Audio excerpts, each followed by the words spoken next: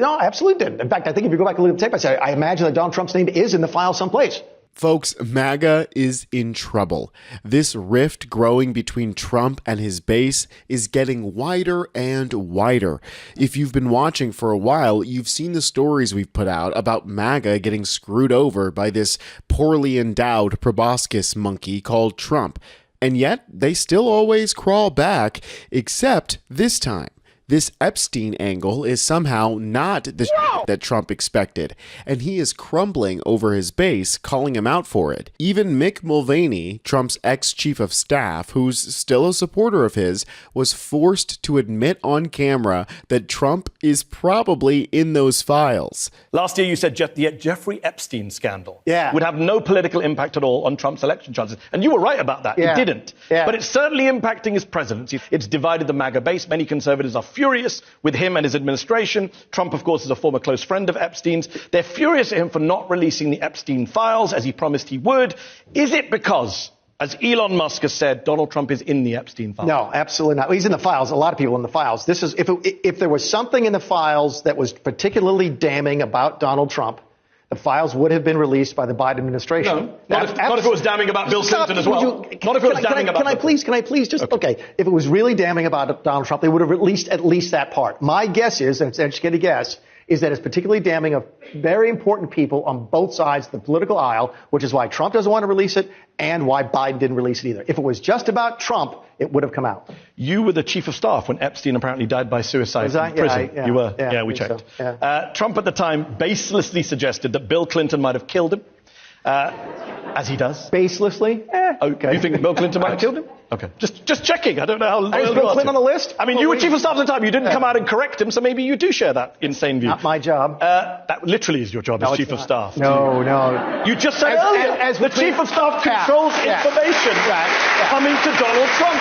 Who told him that Bill Clinton killed him? It's not the job of the chief of staff to correct the President of the United States. And as between who knows the job of the chief of staff, you know a lot about a lot. You don't know a lot about. But you just told me the definition was to protect Donald Trump. So you failed. The job of the President of the United States is to make sure he gets good information. And he failed because someone told him that Bill Clinton killed Jeffrey Epstein and you didn't protect him from that. Did they tell him? Yeah, he retweeted a post saying that Bill Clinton could have killed him. So again, I mean, you're saying you didn't see any of the video stuff. You weren't involved. This doesn't rise to the level of chief of staff or the White House. And yet you're confidently saying that Elon Musk is wrong and his name's not in the files. How do you know? No, I did. No, I absolutely did. In fact, I think if you go back and look at the tape, I imagine that Donald Trump's name is in the file someplace.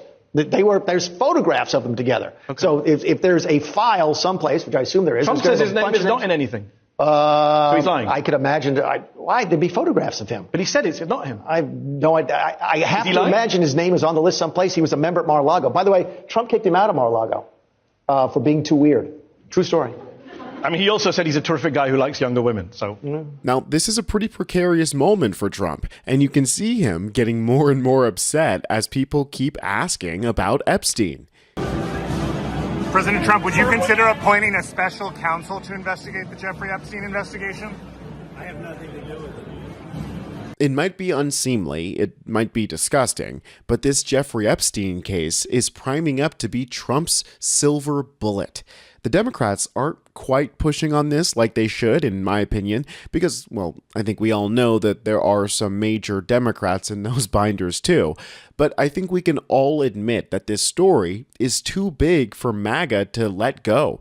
Journalist Tina Brown here, who has been doing reporting on Epstein for years, said it best. And I don't think it is going to get dropped. And I think that what is interesting is that the explosive tweet that he sent out on Tuesday about this is like, it's you know, I'm sick of this, basically, you know, it's like, and I don't care what my supporters think about, you know, like if they don't want to be my supporters, I don't care. I thought it was a very ill-advised tweet on his part, because essentially it was like, he's forgetting who owns him, right? And he's mad as hell now because they're supposed to be owned by him. I mean, as we know, famously, he said, I could walk down Fifth Avenue and shoot somebody and my base would still love me. He finds this insurrection deeply aggravating because they're supposed to just get in line and worship him. And they're not, you know, and they on their part have begun to suspect I mean, as Candace Owens said, I mean, with a sort of... We are finding ourselves agreeing with... Yeah, Candace Owens. Candace Owens is suddenly says in her thing about, it's almost as if Trump thinks his base is stupid. And I'm thinking, you think? I mean, he's always thought they were stupid. That's the whole point. That's been his superpower.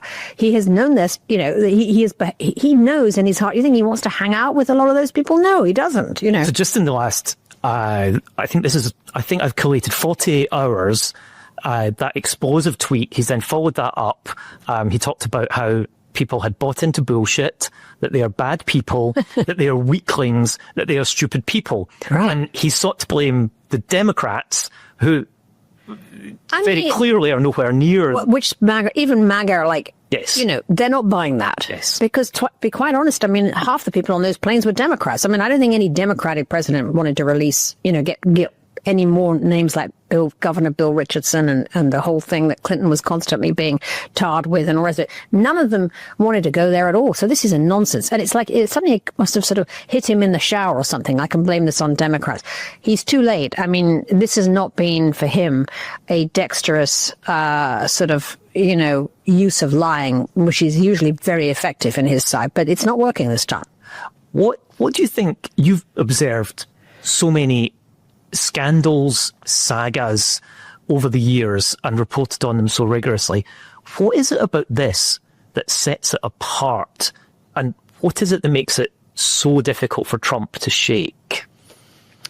Well, I mean, I think it's the names, obviously. It completely dovetails with the theory of his base that there is this elite global power class who have never understood, who've always sneered and had contempt for them. And Trump is supposed to be the person who understands them and their value. He was the one who saw them, as it were. And indeed, if you, Alexandra Pelosi's wonderful documentary about the January the 6th has got some great interviews with people who the January 6th who came out of prison, long before they were pardoned. Who she asked, like, how do you feel about Trump? Now, we love him. I mean, the fact we don't care. He's our guy. He knows who we are. He speaks directly to us. They kept saying, he speaks to us. So suddenly it's like Trump's not speaking to them anymore. He's behaving as if they're fools. In fact, he said so. He said, you're weaklings. So he's really misjudged this because he's basically telling them, he's treating them like the global elite that they hate so much have always treated them. This is not good. This is not this is not their guy. This is not the president they thought he was going to be. And it's almost as if Trump has forgotten who owns him, essentially, and is turning into a president who does things that they hate. Like, he's supposed to be he's done great for them on immigration. They love what he's done on that. But, I mean, he's supposed to hate foreign wars. And what's he doing? Sending, arms to Ukraine now and dropping bombs on Iran. And, this is not what he's supposed to be doing. So they're beginning to think, what's happened to our guy? Is he our guy? And if they start to think he isn't, that's a very dangerous moment, I think, for Trump, because it could be a huge sort of pivot in his power. Because this has always been his power, that they believe that they have this intimate bond of sensibility and value to him. And if they think he's just, kicking them to the curb and calling them weaklings and just get on the train because I'm telling you, I don't think that's going to play well. The truth is, Trump is a con man establishmentarian. He benefits wildly from the status quo, and despite having the ability to lull morons like a snake charmer, at the end of the day, his actions will align with the powers that be.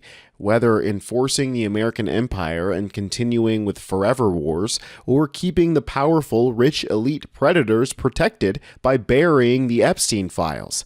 This is the biggest opening the Dems have had since this second term began. And I don't know about you guys, but I don't care much about celebrities or Democrats who are in those files. I want them punished the same as Trump. And if you want to stay informed on the kind of stuff that Trump doesn't want you to know, well, then you know where to find it. Right here at Really American. I'm Tony Hinderman, and I'll catch you next time.